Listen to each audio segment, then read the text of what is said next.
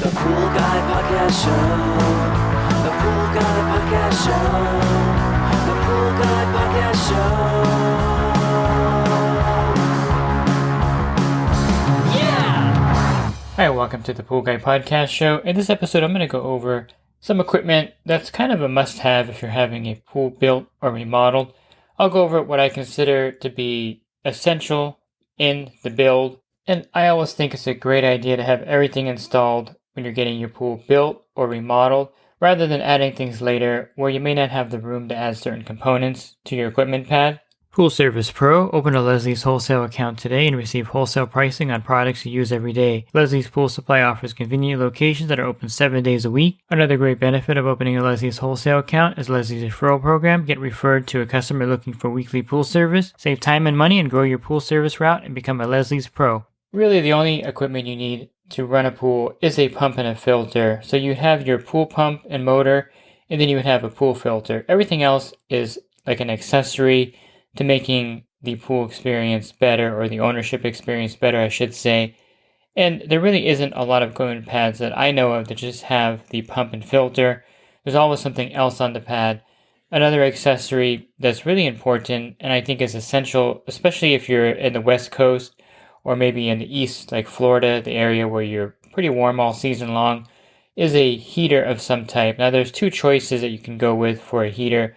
You go with a natural gas heater, which is very popular in Southern California, or you go with a heat pump. Now, I have a video on the differences and the pros and cons of each, but I think something like this is really crucial for your pool and spa combo, or pool by itself if you don't have a spa attached to it. And I'll touch on that in a second. And I think this is essential for a number of reasons. You'll get a longer season. You're able to heat your pool or spa when you have a party. And it's one of those things where it's kind of an essential thing if you're in an area where you use a pool a lot. So a heater of some type is important. And initially, it's going to be one of the biggest and most expensive purchases with your pool equipment. It's one of the more expensive equipment components of a pool pad. Now, I mentioned an attached spa.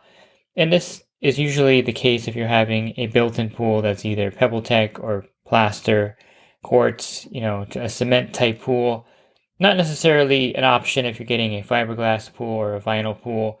But I really recommend that if you are getting a pool built from the ground up, that you decide to go with an attached spa or a detached spa. But it has to be part of the system, because I think later when you're trying to add a spa, and a lot of people remodel their pools after the fact, they'll build the pool, and then they decide later they want to have a spa. And it's much more expensive. Doesn't look as good because it's not part of the original design. So you would want to have this built when you're having the pool built. And I recommend having an attached spa. I think it's better. You can create like a water feature with a spillover with an attached spa. And a lot of times it's easier for the builder to build the pool and spa combo that has a spa attached to it. Now you have various sizes, 10 feet round, 8 feet round. I guess 10 feet would be pretty big, but you can get a 7-foot round spa or something like that. That would be a pretty good size spa for most pool projects. And I think the spa is going to be used a lot more later when the kids are older, or when you're having parties. The spa is definitely essential. Now you can also get a pool built with a spa, and you can have a separate system. And I've had a few pools like this, not too many in California. A lot of this, I think, is more like for Oregon or areas where it gets cold and you want to just keep the spa operating in the winter and you winterize the pool.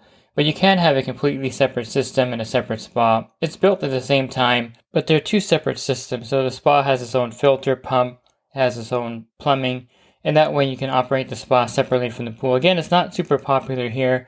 I've only had a few set up this way. I think it's cost prohibitive to do this because you need 2 heaters, 2 pumps. You may need 2 sets of automation, and it's something where a lot of times it's much simpler to build the pool and spa combo where they're all sharing the same plumbing and the same equipment, and you have valves that control either pool or spa mode. But again, I think that if you're having a pool built and the spa is a little bit extra, I would have the spa built as well, and that way you have that to utilize, and it's something that you're definitely going to use often. And the heater comes in handy when you have an attached spa, because you can heat the spa up usually within 30 minutes and then use your spa, especially in the winter when you can't really heat the pool up. It's not cost effective or time effective. you can definitely heat the spa up and use that like a miniature pool. Kids can swim in there and play around in there, or you can use it just to relax in. So we have the equipment pad now with a pump and filter and heater of some type, either a heat pump or a gas-powered heater. I guess I could touch on one last aspect of the gas heater versus the heat pump. You're gonna have to go with either or, and you can't really set your pad up for both. Technically, you probably could, and you may want to do this to future-proof your pool, but the heat pump needs a dedicated 230 volt line to it, just like an air conditioner unit basically. So if you wanted to have a extra 230 volt line run to the equipment pad and have it there, just in case you want to switch out the gas heater for a heat pump later, that might be logical during the build. It won't be super expensive to run that particular line, since they're running all the electrical lines anyway. Running a spare 230 that you just have sitting there that's not utilized would be kind of smart in a way, but it's something that you could decide to do if you wanted to at the build. And if you're doing a gas heater, you have to run the gas line.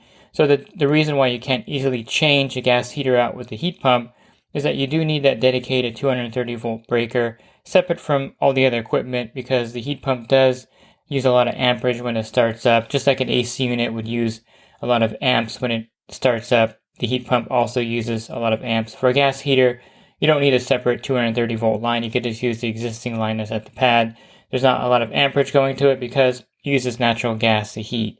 So that's something to keep in mind. If you wanted to pick one or the other, you could run the gas line, which is also expensive to do, by the way. So if you wanted to do both, it's not something that's totally illogical, but it is something that may future-proof your pad if you decide to switch between a gas heater and a heat pump later, or vice versa. So the majority of the pools on my route have these three components, and that's about it, and they don't really have anything beyond this. And everything else, I think, would be considered an add-on to the equipment pad, and the builder is going to charge you extra for all these components. Now, the reason why you may want to get everything when you get the build or remodel done is because adding these components later, you may not have space for it. It may not look as clean. And I think in the initial build, when you're adding everything together, you're getting a really clean look. Everything is installed the way it's supposed to be. And it's one of those things where adding things later, you have like a Frankenstein equipment pad eventually if you keep adding things. I think a salt system would be something I would highly consider adding to the project. Now, a lot of builders will, give you a breakdown of everything, and you can pick and choose what you want to add to your pool. But I think a salt system is essential, especially at the initial build. Having one of those installed is really going to help you manage your chlorine usage. It's something that's for a convenience factor. And if you're paying for the salt cell at the build, it's not too bad. And you just have to budget for new salt cells every 3 or 4 years. To me, it's about the same amount of money they would be spending if you went with a chlorine pool without the salt system. And I think that with the price of chemicals now, it's a smart thing to do to add a salt system in the build. But that's for you to decide, because it is an accessory that's not necessary for your pool to operate correctly. And you can maintain your pool with chlorine certainly with no issues if you didn't want to go with a salt cell. I would think if you're going with a chlorine system, having an inline trichlor feeder installed would be a smart thing to do at this moment. That way you have the feeder. There's two that are popular. There's the Rainbow 320 inline and a 300 offline, and you can have either of these installed. But I think a trichlor feeder would be good, because you're probably going to use trichlor tablets in your pool, and having the feeder is something that they can put in when they build it, and it's just more convenient to have it already at the equipment pad. And if you're having a salt system installed, I would still have the trichlor feeder installed on your pad in case you wanted to use some trichlor in the wintertime when the salt cell is not working, because in cold water, the saltwater system will shut down, and you're going to probably switch over to trichlor tablets in the winter or liquid chlorine. But having the trichlor feeder there is something that I think is easy for the builder to put in, and I would definitely recommend having that there. Now, automation is something that you may want to consider. If you have a standalone VS pump, and by the way, I probably didn't mention this, but it's one of those things where it's accepted now that if you get a pool pump put in and it's a new build, it's going to be a variable speed pump. You're not going to put a single speed pump in there. They may even put variable speed pumps in for your booster pumps and your water feature pumps. But essentially, with the regulations the way they are, you're going to have a variable speed pump installed in most cases in most states, because nationally there's a mandate for VS pumps for motors that are 1 horsepower or above. Basically, just about every pump that's not 1 horsepower or less is not allowed to be installed by the builder. So a VS pump is kind of like one of those things that is going to have to be installed. Now, do you need automation? Well, it just depends on the convenience factor of how often you're going to use your pool, how often you're going to be switching between the spa and pool mode, and how hands-off you want to be as far as going through the equipment pad and moving valves. I think automation is something to consider, especially if it's going to be part of the package with the salt cell, with the heater, with the pump and filter, and it's going to be a pretty good price to get it installed versus later, which is probably more expensive in every situation, that automation installed later versus having it installed at the time you're having your pool put in. Automation basically just makes things simpler. You don't have to go out there and turn valves. You just push a button and you can go from pool to spa mode.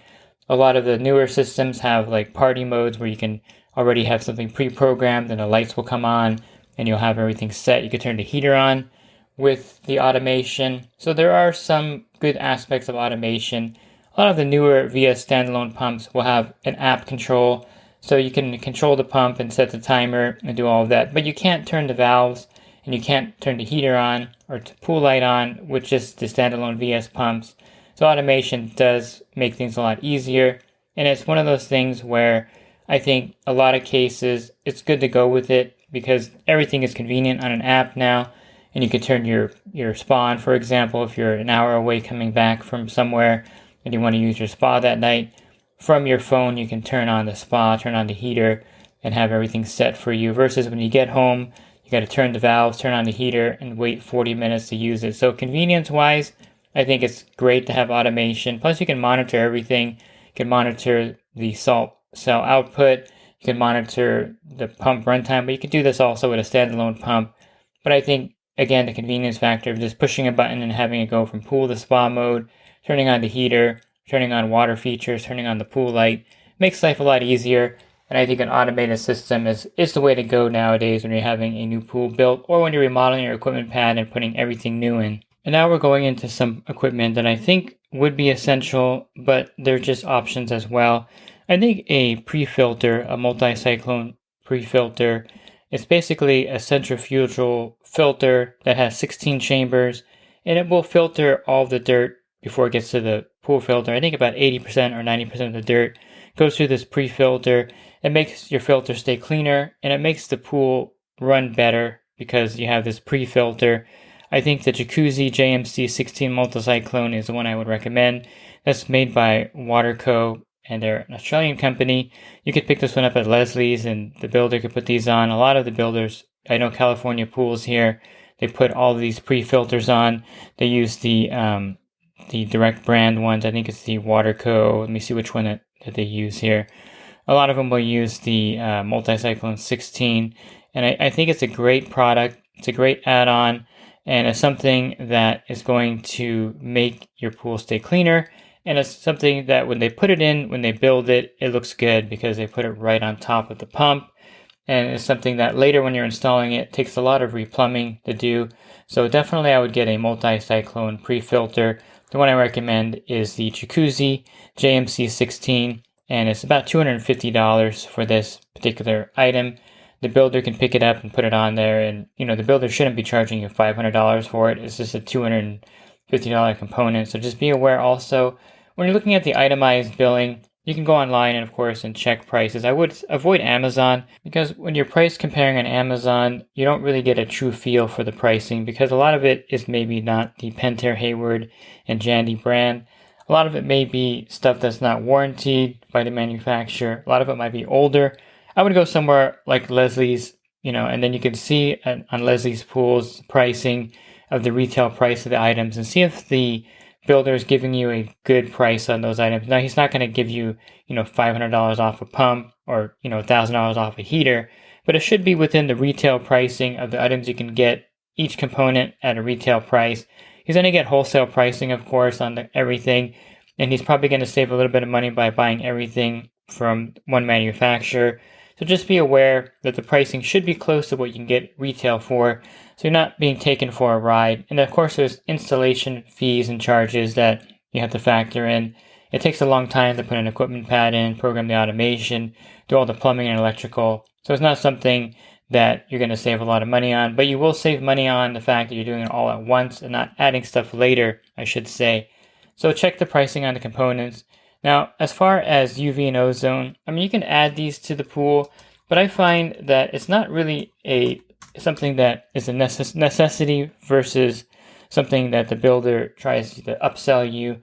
I think UV and ozone have their place, and I really think they do work. It's just one of the things where the components wear out on these things, especially the ozone system. If you have a leak or something wrong with it, it is frustrating, and there's really no way to measure the ozone if it's working. You'll see the bubbles in the pool, and you're assuming it's working if there's no algae in the pool, but there's no real way to measure the ozone system working. As far as UV, UV of course will work effectively, especially if you have your pump running on a low speed and all the water passes through the UV light. And it's an effective system, but that light bulb does wear out also, and every 2 years you're replacing it.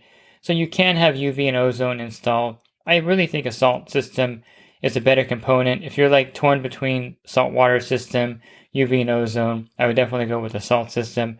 Now I have many customers that have UV and ozone systems together. They have the salt system. They have the full pad with the automation. It's really something that you may not want to do or go that direction. But if you do have the resources, you can get all these components put in. I don't really think they make a huge difference in the quality of the pool water versus the price you pay for the systems. I think you're better off, again, just with a saltwater system. But of course, there's nothing wrong with UV and ozone. If the builder is giving you a good price on it, and it's part of the package, and it's something that he puts on all the pools, I wouldn't refuse it. I would go with it. It's something that's effective. It's just not something that I particularly would advise to add on after the fact.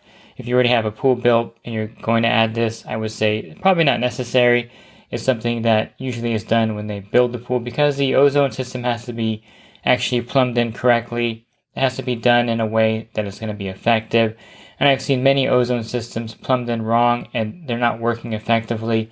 So that's another key thing about having it put in when it's built. The builder will know how to install the ozone system so it works effectively, versus later when you're retrofitting a system, it may not work as well. And how about a pressure cleaner? This is something that you may want to get put in. At the minimum, you should have a side port where you have the ability to connect a suction cleaner to the side port. But as far as a dedicated line for a pressure cleaner, I think this is area dependent. I personally like the pressure cleaners. I think they do a great job cleaning the pool, and I wish there was more of them in California. A lot of pool guys say they don't like pressure cleaners and they wish there were less of them in California. But for me, I just like the fact that they pick up large leaf debris, they run for 2 hours, they're on a dedicated pump, and they're really effective. If you have a sand silt bag on a pressure cleaner, like a Polaris 280 or a Polaris 3900 Sport, they're going to clean the pool effectively, and I like them, but they're not for everyone. And should you have a booster pump pressure cleaner line put in, I mean, it's really up to you. I would say that if I was advising you to build a pool and they're going to put a side port for the suction cleaner in, why not put a booster pump, or at least have the pad and have a dedicated line on the return line for the pressure cleaner if you decide to add one later. If you want to switch over from a suction cleaner to a pressure cleaner, it's already plumbed in, because you can't plumb in a pressure cleaner line after the fact because it needs a dedicated return line during the build. So I would say, why not? If you decide to go with a pressure cleaner later, you can have the booster pump installed. Just have them cap the lines off, and basically you have that return jet available if you need to use it, and it's there. And I would say if you're getting it built, you might as well do that. It's not super expensive to have that added to the pool while you're building it, and it gives you different options for cleaners. Nowadays, robotic pool cleaners are really popular, but I really still like a dedicated suction cleaner line and a pressure cleaner line so that you can add those cleaners later to the pool if you wanted not to use a robotic pool cleaner, but use a suction or pressure cleaner. A couple of other components that I would add to the pool would be a FlowViz flow meter. I think it's a great flow meter, and it's a way to set your variable speed pump so that you're maximizing your flow, or you're maximizing how long you want to run the pump. And of course, like the IntelliFlow 3 has a built-in flow sensor, but I still think a flow meter is necessary because they're a little bit better because they're designed specifically to measure the flow on the plumbing itself. So have one of those added on. I think that's a great add-on and something that's really easy for them to do. And if you're going with a cartridge filter, which I recommend, I think a 500 square foot cartridge filter would be perfect for most pools, somewhere in that range.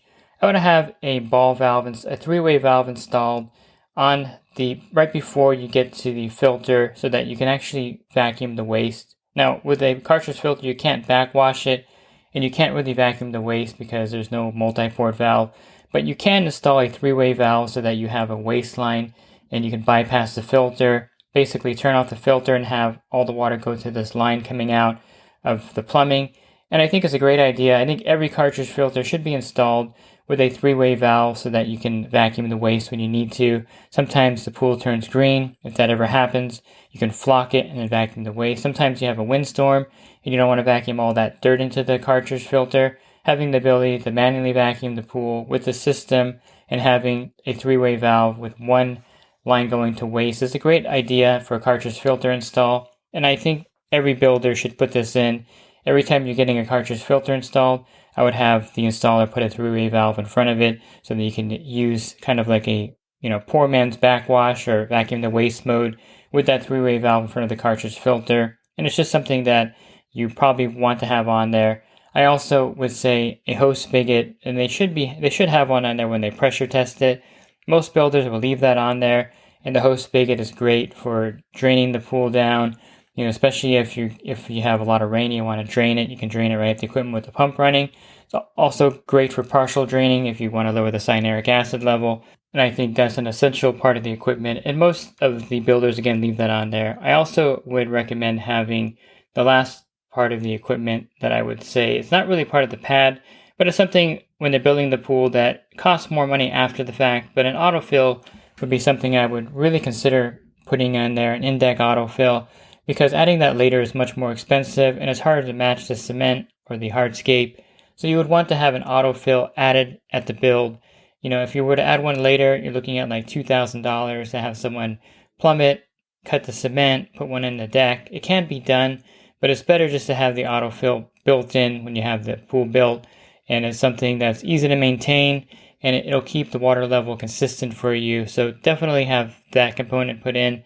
And, if I miss anything, of course, I'm just going off of kind of what I see out there that I like. And, of course, if you have water features, you would probably want to have a separate pump for it. I don't really like having the water features attached to the main pump because sometimes you're using your spa and you want to have the water features running. And if it's on one pump, you really can't do that. So at least have separate pumps for your water features. They're not super expensive to purchase and put in. And having the separate plumbing is better in my opinion, because then you can run the water features with the pool off if you wanted to, run the water features with the spa on and the pool off, and you can't do that if they're all on one pump. So keep that in mind also when you're having it built. There's a lot of details, and you want to make sure that you really look at it because you can't fix it after it's done. You can't really add things after the fact in some cases. So make sure you do a thorough job, before you have the pool built, to make sure you have all these components added, or the ones that you want at least added to the pool build before it's completed. If you're looking for other podcasts I've recorded, you can find those on my website, swimmingpoollearning.com. If you click on the podcast banner, I have close to 1,500 podcasts for you there. And if you're looking for my coaching program, you can learn more at poolguycoaching.com. Thanks for listening to this podcast. Have a great rest of your week, and God bless. Real quick, if you're not using pool service software, try Skimmer free for 30 days at getskimmer.com/poolguy. Again, that's getskimmer.com/poolguy. Skimmer, everything you need to run your pool service business all in one app. Pool Service Pro, open a Leslie's wholesale account today and receive wholesale pricing on products you use every day. Leslie's Pool Supply offers convenient locations that are open 7 days a week. Another great benefit of opening a Leslie's wholesale account is Leslie's referral program. Get referred to a customer looking for weekly pool service. Save time and money and grow your pool service route and become a Leslie's Pro.